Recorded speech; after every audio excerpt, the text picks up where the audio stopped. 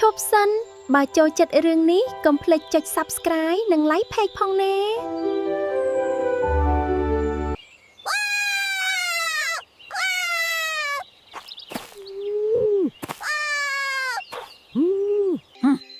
ឯងគិតថាខ្ញុំខ្លាចមែនទេតានីដើមឈើនោះគ្រាន់តែខ្ពស់បន្តិចប៉ុណ្ណោះចាំមើលណាខ្ញុំនឹងឡើងទៅវាមិនមានសុវត្ថិភាពទេកុំទៅអី សម្រាប់អ្នកក្លាហានដូចខ្ញុំគ្មានពាក្យថាមិនសុវត្ថិភាពទេទៅហើយ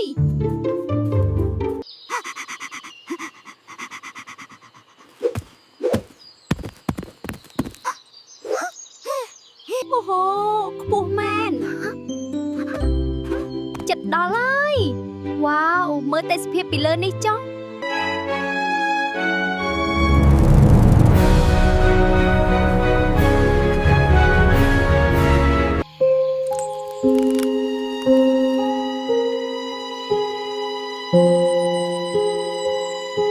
អីនោះជាអ្វីហេតុអ្វីមានពន្លឺពណ៌ខៀវនៅនឹង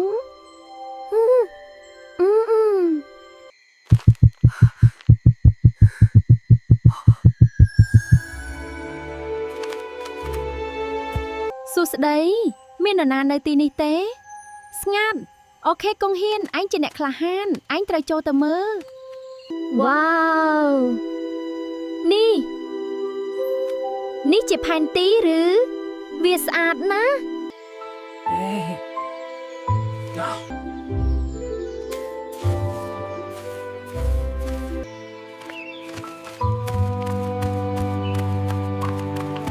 ហ្វូសមកដល់ដីវិញហើយតានីបូរ៉ាមកនេះលឿនឡើងខ្ញុំមានរបស់អស្ចារ្យបង្ហាញពួកឯងមានរឿងអីកុងហ៊ានខ្ញុំកំពុងជាប់រវល់ញ៉ាំផ្លែឈើព្រះអើយកុងហ៊ាននេះគឺជាផែនទីទៅកាន់បេះដូងនៃព្រៃដែលបាត់បង់ក្នុងរឿងព្រេងឃើញទេខ្ញុំប្រាប់ហើយថាខ្ញុំនឹងរកឃើញរបស់អស្ចារ្យតោះយើងទៅស្វែងរកវាទាំងអស់គ្នា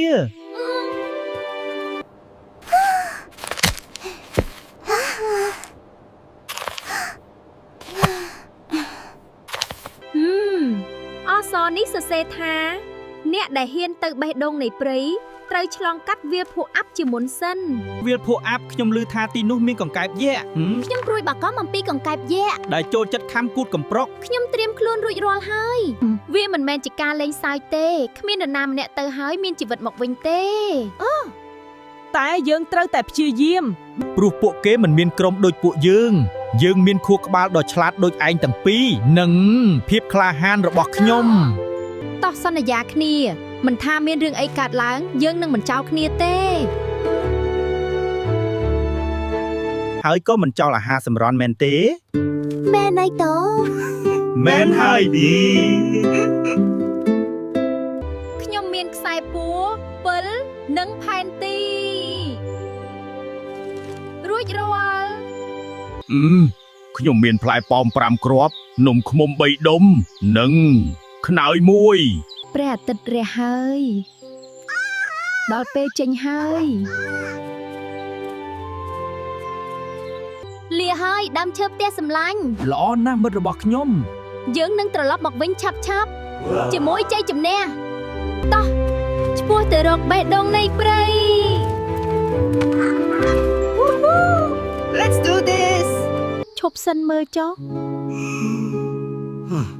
អាប់ក្រាស់ណាស់ខ្ញុំមើលផ្លូវមិនច្បាស់ទេកុំបារម្ភក្លិនអាប់នេះស្រស់ស្រាយមួយយ៉ាងដែរតើទៅមុខទៀត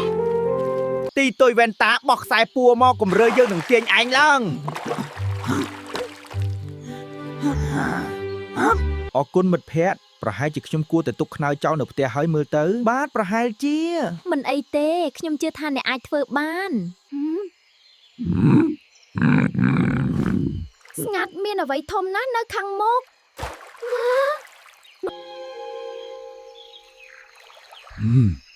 នរណាហ៊ានចូលមកទឹកដីរបស់អញពួកយើងជាអ្នកក្លាហានសូមបើកផ្លូវឲ្យយើងភ្លាមលោកកង្កែបហាសាអញមិនខ្វល់ទេបើចង់ឆ្លងកាត់ត្រូវបង់ថ្លៃផ្លូវជាមុនសិន នេះជានំទឹកឃ្មុំដែលខ្ញុំចូលចិត្តបំផុតយកវាចុះលាហើយនំសម្លាញ់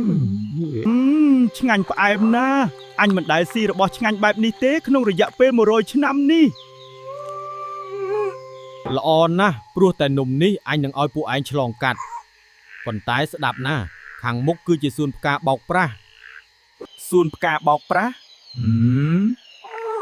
ខ្ញុំគិតថាខ្ញុំបានឮឈ្មោះនោះពីមុនផ្កានៅទីនោះចេះច្រៀងពីរោះណាស់ប៉ុន្តែកុំស្ដាប់វាឲ្យសោះបើឯងស្ដាប់ឯងនឹងខ្លាចជាជីរបស់វា អរគុណលោកកង្កែបតោះបងប្អូនឆ្ពោះទៅសួនផ្កាចាំសម្ដីលោកកង្កែបណាកុំស្ដាប់ផ្កាច្រៀងហត់ ហ៊ីតវ៉ាវមើលទីនេះចុះស្អាតជាងផ្ទះយើងទៅទៀតហើយផ្កាទាំងនោះមានក្លិនដូចស្ករគ្រាប់ ប្រយ័ត្នបូរ៉ារបស់ដែលស្អាតពេកតែងតែមានគ្រោះថ្នាក់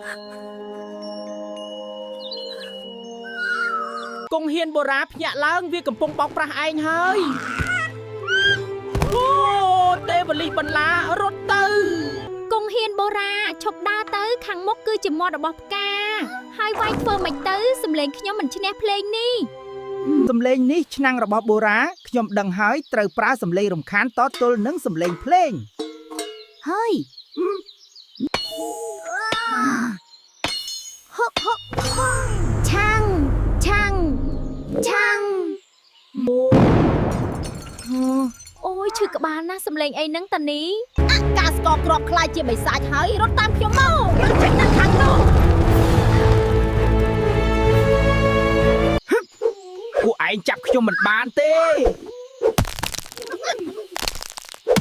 ចាញ់ទៅកុំមកខាំងផ្លូវ យើងរួចហើយអរគុណតានីបើគ្មានឯងទេយើងចប់ហើយ ចាំទុកណាសម្រស់ខាងក្រៅអាចជាការបោកប្រាស់ ផែនទីនេះឥឡូវជារបស់យើងព្រៃនេះនឹងត្រូវវិនាស យកវាមកវិញមកចប់ហើយខ្ញុំបរាជ័យហើយខ្ញុំមិនមែនជាវីរបូសទេខ្ញុំគ្រាន់តែជាកំប្រុកទូចមួយប៉ុណ្ណោះ ឯងមិនមែនបរាជ័យទេ កងហ៊ានមើលមកខ្ញុំផែនទីគ្រាន់តែជាក្រដាស់ទេ ទៅមុខទៅកង់ហ៊ានយើងនឹងការពារផ្លូវក្រោយ ស្ដេចស្រមោលឈប់ភ្លាមឯងមិនអាចបន្លត់បន្លឺនៃព្រៃបានទេ ចុះមិនខ្លាចទេពលឺនៃព្រៃគឺពួកយើងទាំងអស់គ្នាជយោកងហ៊ានតានីបូរ៉ាអ្នកការពារព្រៃរបស់យើងគេថាខ្ញុំជាវីរបុរសតែខ្ញុំឃ្លានខ្លាំងជាងហើយចាំទុកណាក្មេងៗភាពក្លាហានមិនមែនមានន័យថាការមិនចេះខ្លាចទេវាមានន័យថាការហ៊ានធ្វើរឿងត្រឹមត្រូវទោះបីជាយើងខ្លាចក៏ដោយ